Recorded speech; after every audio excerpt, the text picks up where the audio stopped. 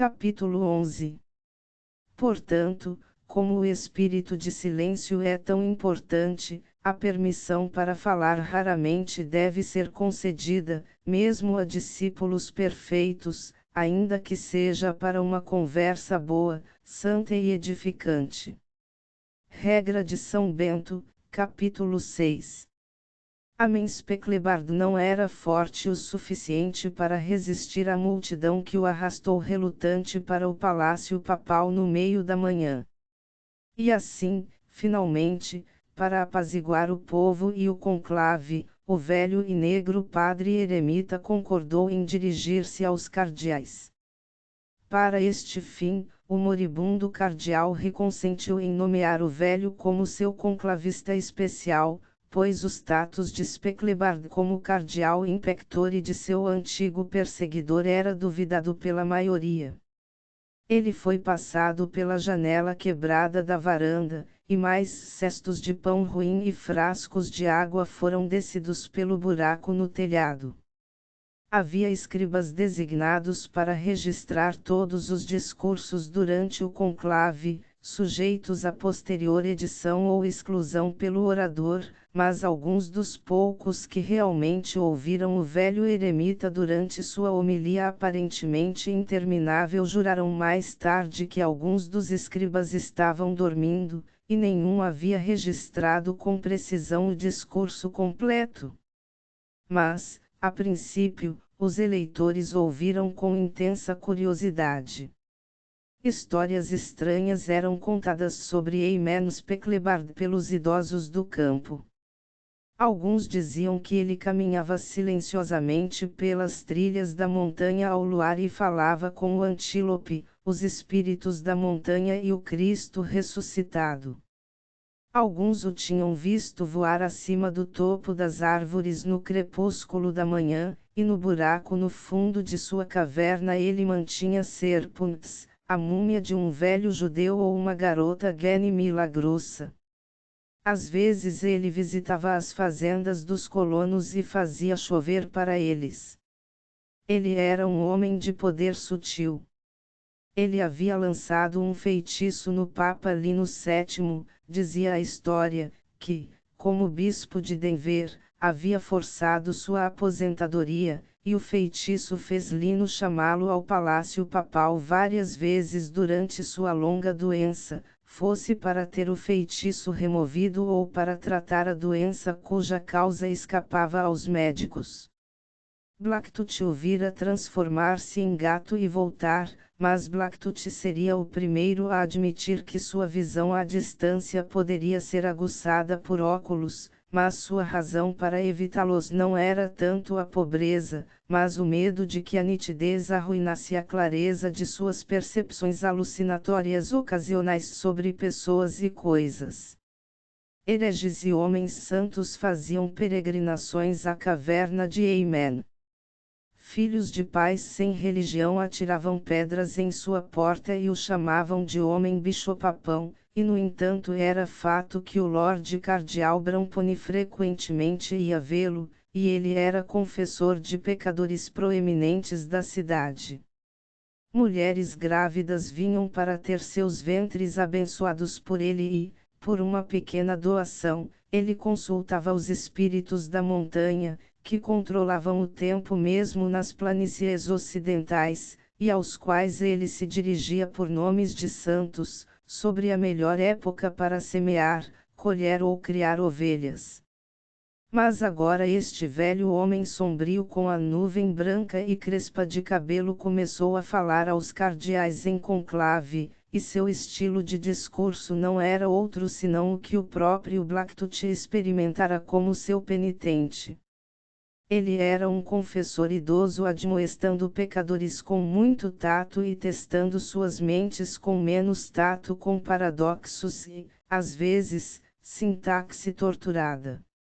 Ele abraçou o público com seus longos braços ossudos. Pais da Igreja, eminentes senhores, há um simplório entre nós que não tem posição nenhuma e senta-se no meio de nós como um espião em um campo inimigo. É a ele que este sermão é dirigido. O arcebispo de Apalotia levantou-se e gritou: Aponte-o, padre! Chame o sargento de armas. Ele está aqui sem autorização, é verdade, disse Speklebard, fazendo sinal para os porteiros recuarem. Mas, por favor, sentem-se, ele estava aqui entre nós desde o início, e sempre estará. Ele está aqui para espionar por Jesus, de qualquer forma. E este conclave é o campo inimigo. Houve um murmúrio de protesto justo sobre o Espírito Santo e a sucessão apostólica, mas ele morreu rapidamente. O simplório que se senta entre nós como um espião é a consciência. Uma consciência não tem classificação nem posição. Uma consciência não pode ser a consciência de um cardeal ou a consciência de um mendigo.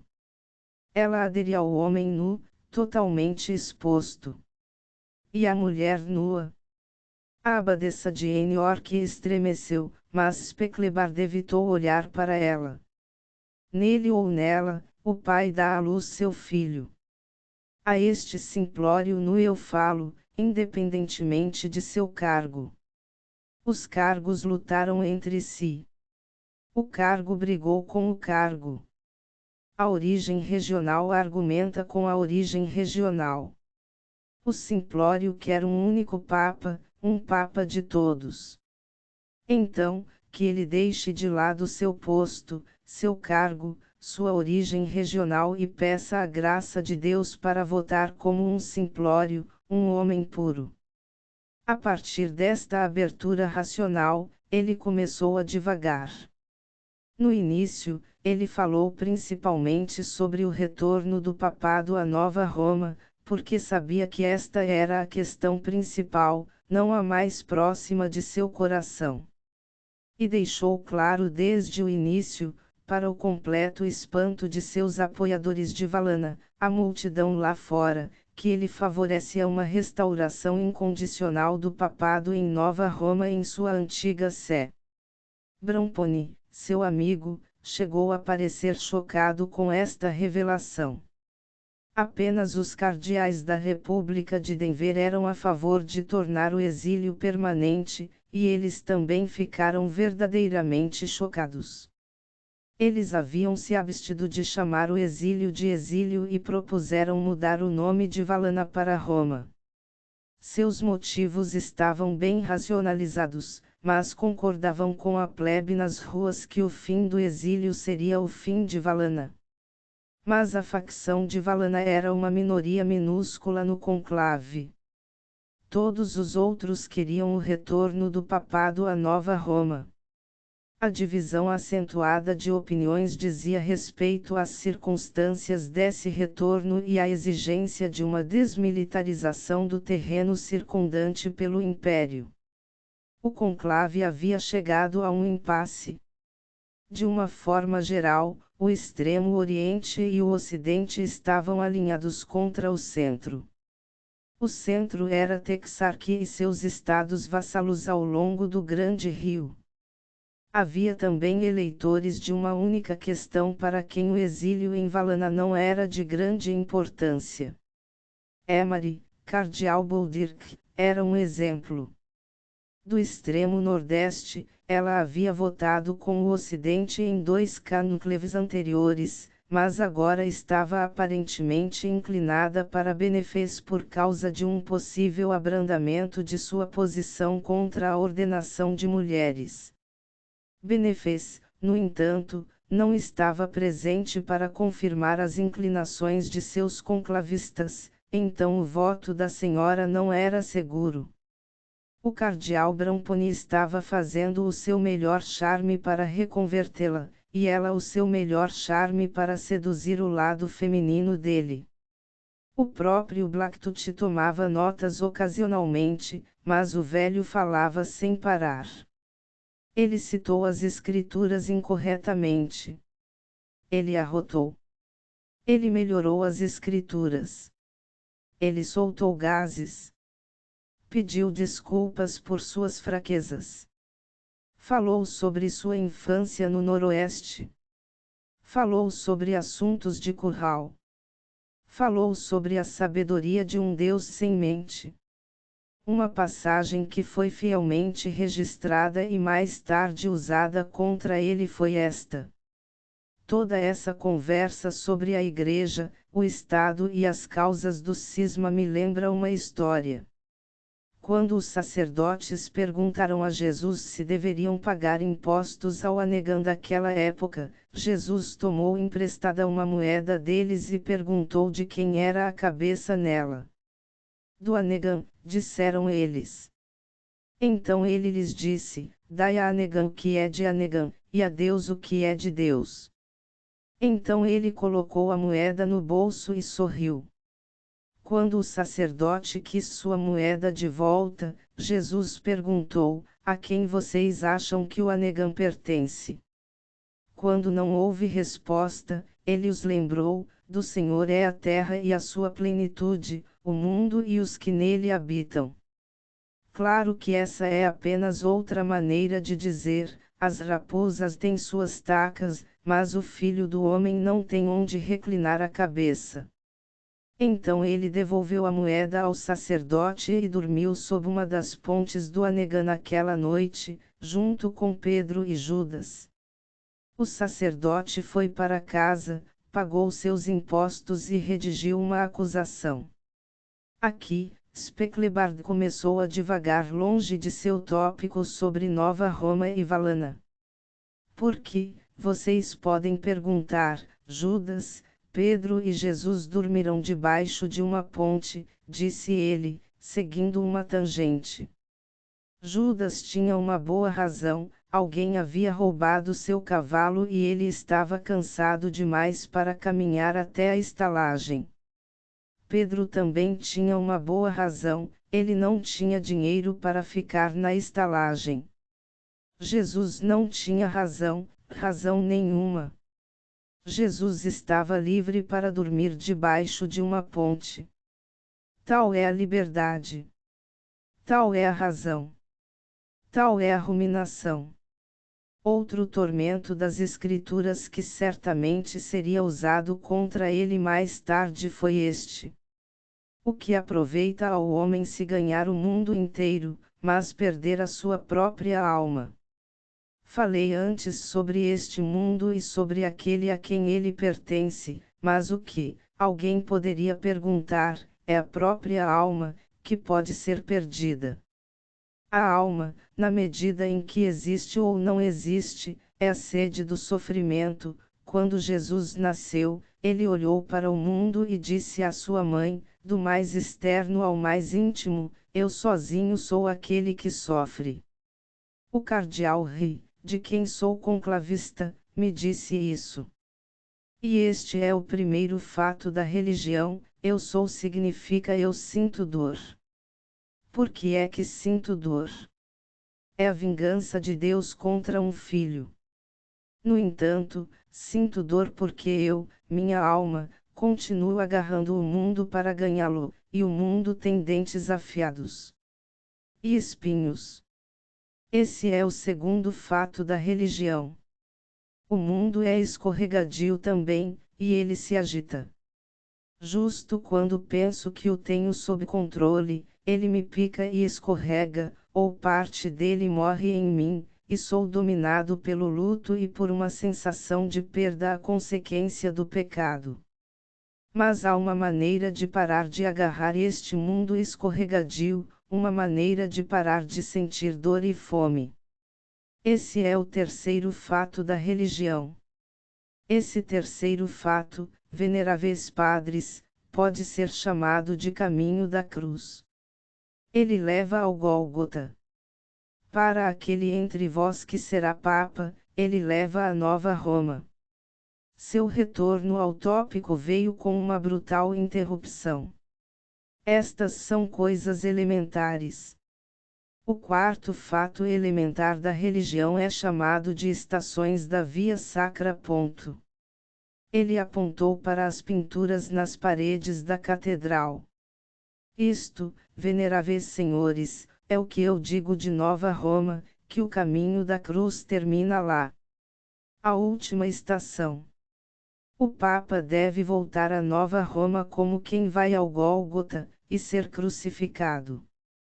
O Anegan terá sua moeda de tributo, que pertence a Deus se você entender corretamente a ironia do Senhor, e Pedro terá sua crucificação.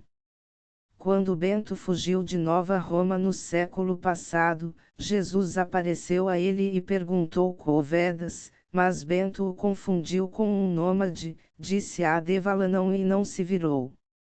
Isso eu ouvi de um de vocês. Ele sorriu para os conclavistas de Texarkee, cujas expressões mudaram ao longo do discurso da hostilidade inicial ao espanto, à indignação e à aprovação suspeita, pois, embora as premissas pelas quais ele chegava às suas conclusões não fossem lisonjeiras para seu monarca, e sua teologia fosse ultrajante, as conclusões eram as mesmas que as deles. O papado deveria voltar para casa sem qualquer concessão de poder do prefeito imperial de Texarkee. Geralmente tão silencioso, este homem desconcertante estava agora falando durante a tarde, e quando as lâmpadas foram acessas à noite, ele continuou falando à luz das lâmpadas. Uma vez, quando o próprio Blacktooth cochilou, ele acordou e viu um puma de batina esfarrapada transformar-se novamente em um homem velho e moreno com cabelos brancos selvagens. Eimen Speklebard fez um discurso que se tornaria famoso na história da Igreja, conforme escrito por seus críticos mais seiveiros. Tais são as citações e citações incorretas escritas pelos escribas. Eimen sobre a queda e suas consequências, o fruto da árvore, emanente senhores, foi a ruminação. Da ruminação vieram o bem e o mal. O diabo é um animal que rumina e tem quescos fendidos. A serpente Satã comia almas e ruminava, e ensinou a ruminação à fêmea, que a ensinou ao macho. O que quer que façam, não ruminem. O ungido nunca rumina. Ele marcha direto para o inferno a partir do túmulo e ascende ao céu se assim lhe acontecer.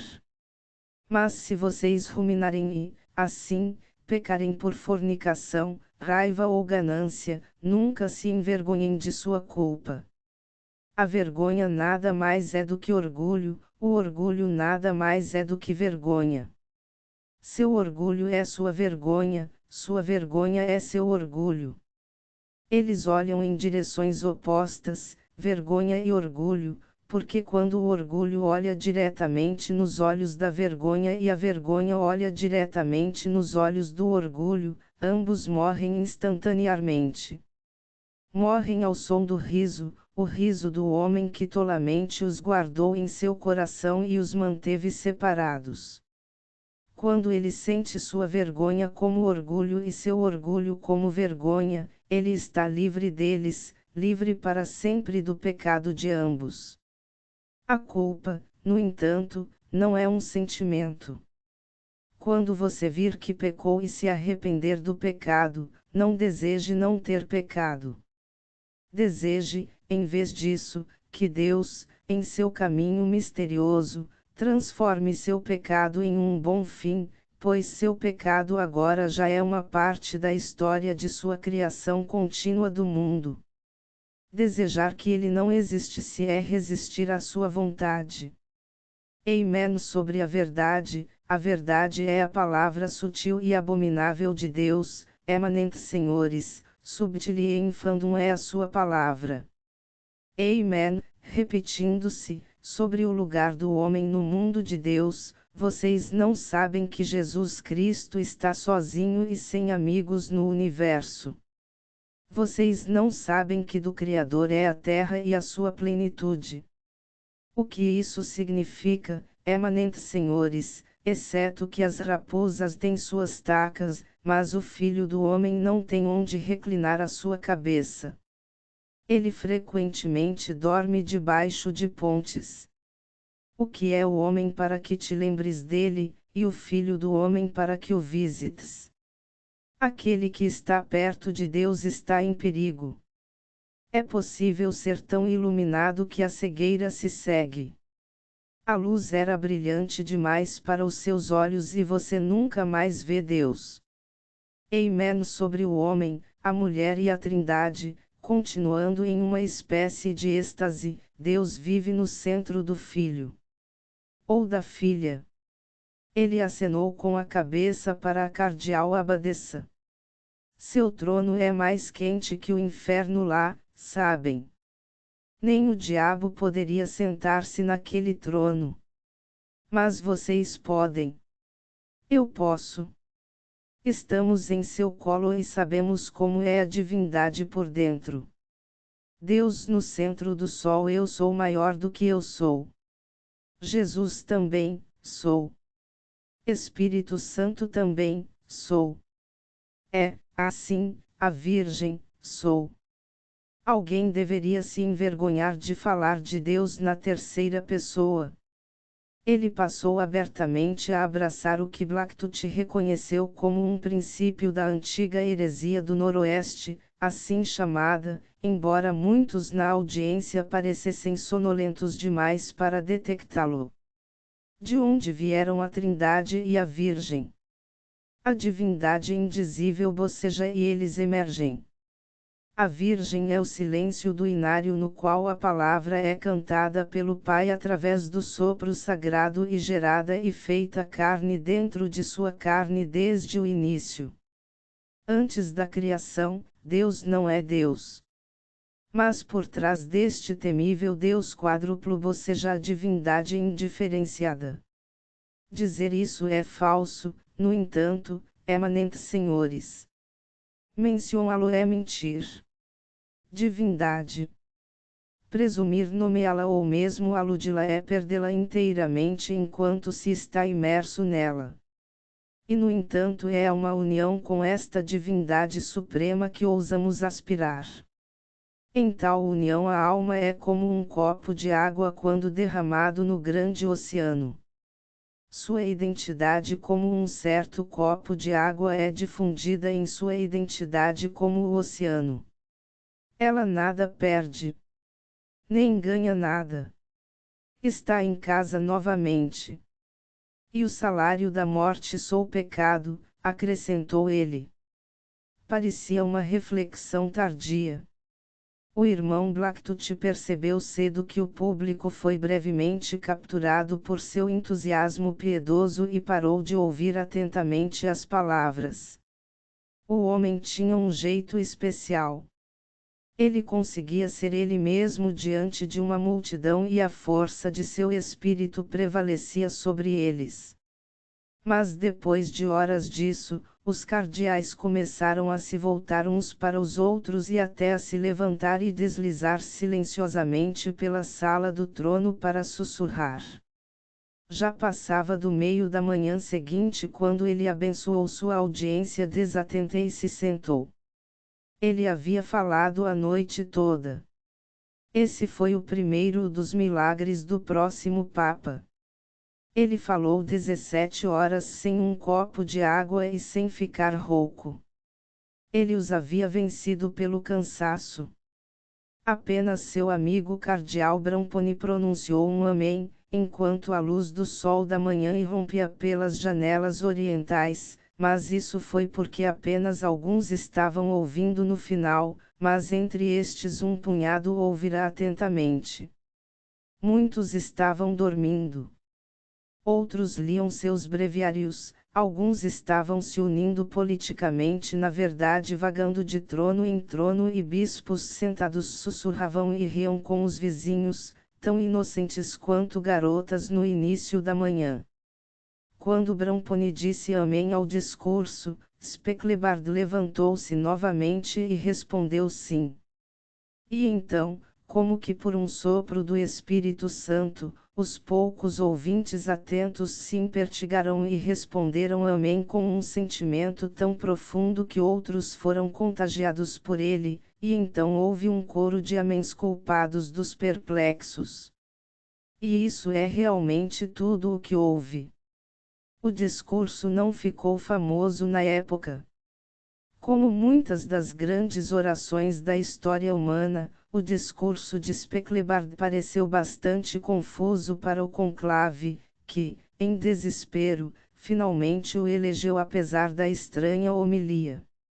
Somente muito mais tarde suas palavras ganhariam vida, quando os homens lessem pensativamente as transcrições e notas aleatórias, e ou as condenassem como a heresia mais vil, ou as elogiassem como divinamente inspiradas, uma nova revelação.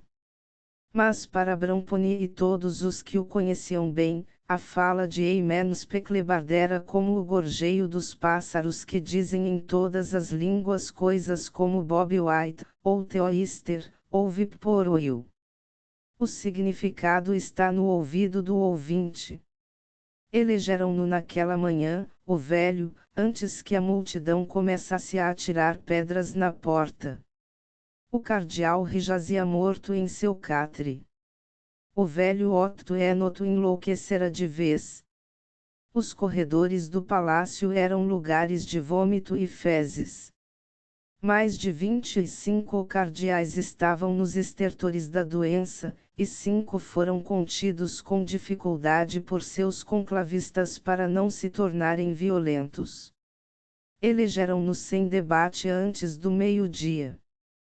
Para a surpresa de muitos, inclusive Blacktooth, o velho realmente disse accepto e chamou a si mesmo pelo seu próprio nome, Papa Amen, para a desaprovação de muitos. Foi uma quebra com uma tradição muito antiga. Houve protestos débeis precedendo a eleição, é claro. Ele disse que o ungido marcha direto para o inferno, reclamou um cardeal do sudeste ao abade. Do túmulo ele desceu ao inferno, acrescentou Gerard. End on the fedei rearuzegen from the dead end ascended to heaven. Isso é ortodoxo o suficiente. Se assim lhe acontecer. E ele chamou a palavra de Deus de abominável. Um lapso de língua, disse Bramponi. Ele quis dizer admirável. Sutil e abominável foi o que ele disse. Atributos do diabo. A serpente era a mais sutil das feras. A palavra de Deus é Satã. Ora, disse o abade. Acho que você o ouviu mal verbum subtiliat infandum. Significa finamente tecido, mas inefável. Até elegante, mas inefável. Verdade tão sutil que escapa à fala. O silêncio de Cristo. E ele estava agitando os braços para o universo quando disse isso. No final, o conclave concordou unanimemente em uma coisa. Se algum homem pudesse retornar a Nova Roma como o chefe da igreja e fazer o papel de Pedro para o César do prefeito sem qualquer compromisso de medo, era de fato este Amen, cardeal impectore de Lino VII, como muitos estavam agora dispostos a conceder, Specklebaard. Mas foi em compromisso e medo que o conclave finalmente o elegeu, permitindo até que os conclavistas do arcebispo Benefez votassem em sua ausência, o que não era legal, pois ele não estivera presente para instruí-los. Para seu posterior desgosto, eles votaram no eremita magro e de olhos selvagens. Gaudium magnum do vobis. Habemus papam. Sancti Spiritu volent, Amen Cardinal Specklebaard. O rugido da multidão abafou o resto, e o conclave voltou-se para dentro de si mesmo enquanto cada cardeal vinha diante do novo Papa para beijar sua sandália e ser abraçado pelo novo herdeiro das chaves de São Pedro, e herdeiro também se Bramponi, o advogado, estivesse correto de ambas as espadas de São Pedro, significando tanto o poder espiritual quanto o temporal, este último subordinado ao primeiro. Bramponi, o advogado que sabia mais sobre a história do direito canônico e do papado do que qualquer pessoa fora da abadia de Liboets, falara livremente durante o conclave sobre a antiga teoria das duas espadas, para desespero dos conclavistas do ausente arcebispo de Texarque. Ele citou uma bula antiga, porro sub esse Romano Pontífice, de Nascessa Teit Salutis. E assim, para ser elegível para a salvação, todos devem estar sujeitos ao Pontífice Romano.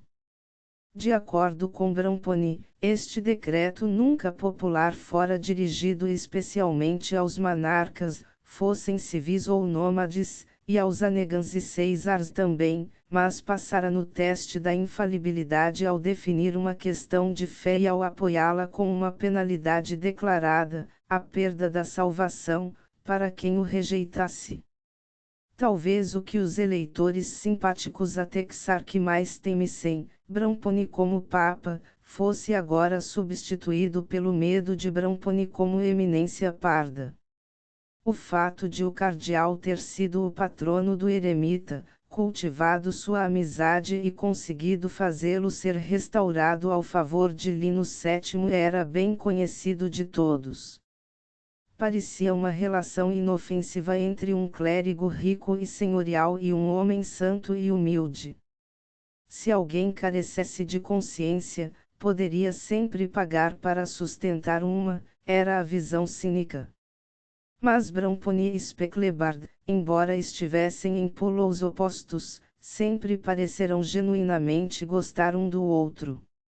Havia essa amizade com que se preocupar agora. Houve júbilo nas ruas no início, mas depois o povo ouviu com indignação que seu herói havia revertido sua posição inicial, que se pensava ter sido a de que a verdadeira Roma era onde quer que o Papa decidisse se estabelecer. Outra repulsa à cidade foi a sentença de interdito que o Papa Eimeno lançou sobre Valana até que os instigadores da violência contra o conclave fossem trazidos à sua presença. Por 3 dias, a população ferveu. Sob o interdito, as missas eram proibidas de serem celebradas ou as confissões ouvidas, e apenas os últimos sacramentos podiam ser oferecidos aos moribundos. A cidade estava doente, e a cidade sabia que o punidor por trás do interdito era o cardeal Bramponi. Mas no 4º dia, os terroristas foram trazidos amarrados diante do Papa. Ele ordenou que fossem desamarrados, ouviu sua confissão comum e concedeu-lhes a absolvição sob a condição de que reparassem todos os danos ao edifício sob a supervisão do cardeal penitenciário e satisfizessem quaisquer outras reivindicações contra eles perante um árbitro. Tendo assim subjugado a cidade, o Papa eleito convocou novamente o conclave e fez-se reeleger na ausência de violência popular. Isso também foi atribuído à influência de Bramponi. Um voto contra o Papa era um voto contra uma partida antecipada de Valana, não houve tais votos e apenas 2 abstenções. Era verdade que Specklebaard dissera uma vez que Roma era onde quer que o Papa se estabelecesse, mas dizer que o Papa era Papa onde quer que vivesse não era o mesmo que dizer que ele deveria viver em Valana. Specklebaard nunca dissera que deveria, pois ele era Papa apenas em virtude de ser bispo de Nova Roma. O Ministério Público que informava e influenciava a opinião popular publicou uma análise das visões de Specklebaard, e ela foi afixada nas portas ou paredes de cada igreja da cidade. Os valanenses, concluiu este ensaio, nada tinham a temer com o retorno de Eimeno Specklebaard à Nova Roma, pois esta era sua casa e, embora ele partisse como conquistador espiritual, podia-se esperar que retornasse todos os verões a Valana pelo resto de sua vida e estabelecesse aqui permanentemente muitas instituições da Igreja que agora estavam em Nova Roma, como a Ordem Ignatiana, a fim de livrá-las da influência imperial. No entanto, os burgueses furiosos pareciam decididos a impedir o Papa Eymene de deixar Valana até que o cardeal Orion Benefez tivesse chegado e prestado homenagem à sua santidade. A essa altura, os eleitores presentes, cardeais do colégio, haviam se ajoelhado diante, beijado o anel e sido abraçados por sua santidade o Papa Eymene. Apenas um punhado recusou-se a fazê-lo, alegando que a eleição fora realizada sob coação e, portanto, era inválida. Esses poucos tinham óbvias afiliações com Texarkey e sua atitude não era inesperada. Foi por volta do meio-dia do fatídico dia da eleição que a carruagem levando o ilustríssimo senhor Orion Cardeal Benefez, arcebispo de Texarkey, chegou à cidade enferma com um destacamento de cavalaria. Blacktooth vislumbrou a fúria no rosto do corpulento arcebispo quando soube da eleição forçada e ouviu-o lançar insultos sobre seus próprios conclavistas por seus votos, mas o significado da fúria e seu presságio desapareceram quase instantaneamente de sua mente. Do outro lado da praça, em frente ao palácio, estava uma moça descalça com um hábito marrom de freira. Era a Hidrea, olhando para ele em aparente choque. Ele deu um passo em direção a ela, então a voz de Bramponi ecoou em sua mente: você não deve vê-la intencionalmente de novo. Se você algum dia a vir em Valana, evite-a. Ele parou. Mas ela já havia se virado e desaparecido na multidão.